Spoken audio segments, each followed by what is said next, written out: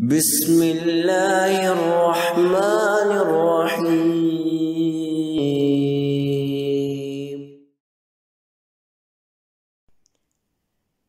اہل ایمان کو 3 دفعہ 3 مختلف موقعوں پر اپنے پیاروں کی سفارش کا حق عطا کیا جائے گا۔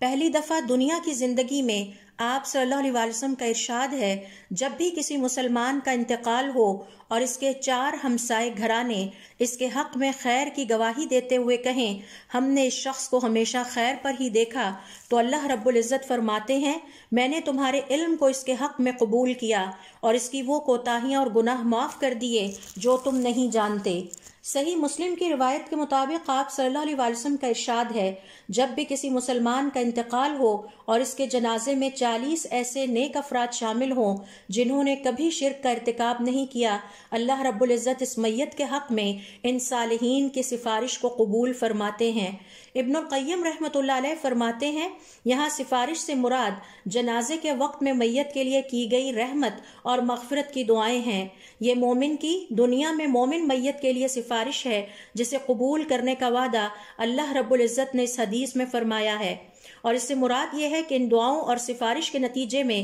میت پر رحم کیا جاتا ہے اور اس کے آخرت کے معاملات آسان ہو جاتے ہیں۔